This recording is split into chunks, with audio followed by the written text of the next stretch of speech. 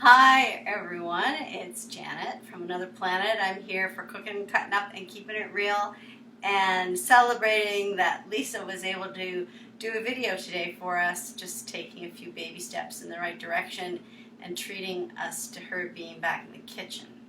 Tonight in my kitchen, I am first of all having a diet ginger ale with my peach juice that I made from the leftover cleaned peels and pits the other day when I was making the peach and rhubarb crisp. So the two flavors together of the diet ginger ale with that little hint of peach floating through, and it's got kind of a, the tinge of the peach juice added into it with a few little floaters in there of peach. So it's lovely. And I am making lasagna tonight. So lasagna in a traditional way, but with a couple extra vegetables thrown in. So I have made already the tomato layer that's going to go in between the noodles and some other ingredients. So I'm going to tip the camera down and talk about what I did to get that ready. So here we go. In my frying pan right here, I had put some olive oil, a small onion diced up, and I only put one clove of garlic, but you could put a couple. I put green pepper, mushrooms, and then I had about a pound of lean ground beef that I had bought on sale, and I did all that in olive oil to get that ready. And then I added a large can of tomato paste. You can add some fresh tomatoes, you could add a little tomato sauce in order to get that so that it's workable for the layers of your lasagna when you put it together, because with the paste alone I find it's just a little bit too pasty. Now in this bowl I'm getting ready another layer. So I've got 2 eggs in here, and I'm putting in a container of cottage cheese. So here we go. And that whisked together is going to be one of my layers with some vegetables that I'm going to put in with it. So set that back there, grab the whisk. In my hamburger mixture, I put the Italian type spices. I have salt and pepper in there, but I put some oregano and thyme, and you could use all of them. You could go into the sage, the rosemary, whatever you want to throw in, whichever ones you like, however many herbs you want it to have in it. So that's all there is to that, to getting those eggs. I should have broken them up first and then put the cottage cheese in, but it all worked out the same in the end. So that's ready, and now it's a matter of how I'm going to do the layers. So it's a fairly shallow pan that I'm using. It's not a super deep dish one, but I'm only going to put 2 layers of the noodles. Some recipes people use the 3. So I will start with, I wonder if I could see you at the same time. A little bit, maybe.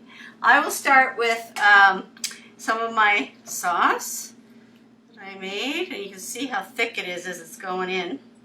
I just want half of it in here now, and I'm going to save half for my other layer. So I did not spray my pan. Some people would. I don't know. I don't seem to have done that before, and things came out fine. So there we go. That basically does the trick there for getting a thin layer of that down.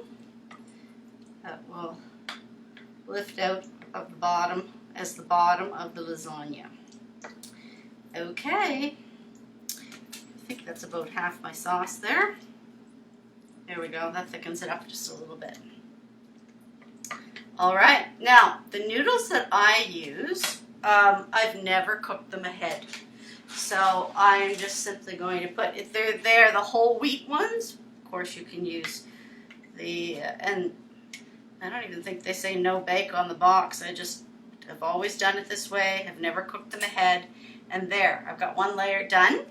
So my next layer is going to be my egg and cottage cheese. Some people prefer ricotta. Of course, Lisa has done her recipe a couple different ways. She's done it in the crock pot she's done it in the oven the way I'm going to do. My oven is set at 350. I'm anticipating about 45 minutes is when I will be checking it. And, you know, depending on the calibration of your oven is whether it's that or an hour. And I'll be looking for my knife to go down through and come out clean, and the cheese on top at the end will be bubbling. I'll cover it while it's cooking, and at the tail end I'll take the cover off for the top cheese to melt. So there, that makes some good coverage with that size container of cottage cheese that I used. So there it is, the look right now. And this is the layer where I'm going to add some vegetables in. So I have done the Janet thing on you, and I have grated up some carrot. I try to sneak extra vegetables in wherever I can. So, you know, I might not have a plan ahead of time, but what's in the fridge, that's what I'm going with. So some people are using zucchini in their lasagnas. Some people use long slices of zucchini as their replacement of a pasta noodle, you know, people who are trying to go more veggie and gluten-free and whatnot. So I sneak these in. I try to eat my meals so that half my plate is vegetables kind of thing. The dark colored vegetables that give so much extra nutrition to the meal. So there is that, and now I am going to do spinach. So I've washed and taken some of the stems off of these pieces, and I'm just going to layer that in there on top of the carrot and let it bake in with the juice of the egg and the cheese and whatnot. So there we go with the spinach layer, and that makes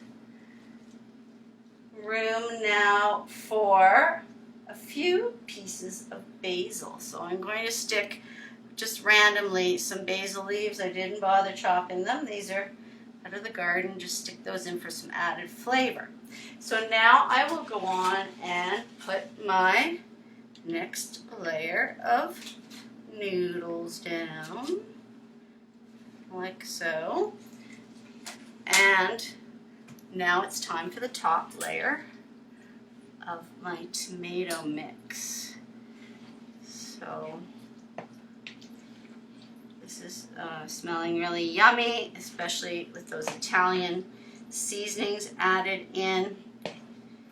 And using that larger can of tomato paste and then sort of liquefying it a bit with the tomato sauce, or real tomatoes or canned tomatoes, gives me the ability to get some coverage for the area that I want this to spread over. And there we go. I do have a bigger lasagna pan, and when I use that, it takes a couple more of the pasta noodles. But this is a good size.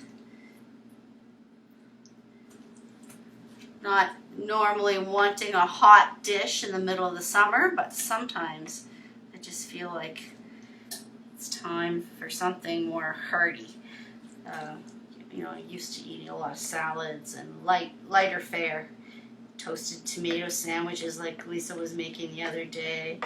That kind of thing. I love that in the summer. I could eat a toasted tomato sandwich every day of August when ours sort of get ripened and are in season. All right, so there's my coverage of that layer, and the last layer will be the cheese. I happened to pick up like a Tex-Mex, which is a mozzarella, a cheddar, and a Monterey Jack mixture, because that's what was on sale. And I will layer that all over the top of this meat so that it melts down into the meat. And of course, the liquidy kind of ingredients are on either side of the noodles to help them cook. So that's why I've layered in the order that I have, so that there will be some moisture there for those noodles to cook in the oven. So there we go. and just using whatever I think it takes to get that covered. And yeah, that's going to be fine. Now my trick, because I do put the aluminum foil over the top while it bakes at first and then just take it off at the very end for the last melting and bubbling of the cheese, my trick is always to take some toothpicks and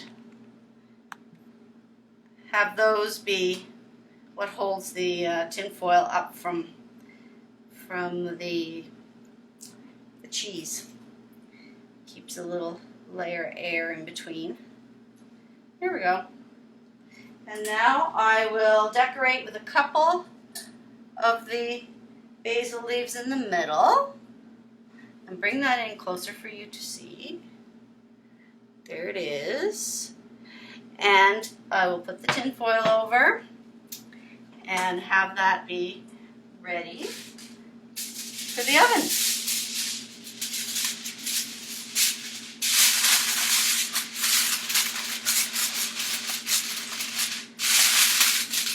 Ta-da!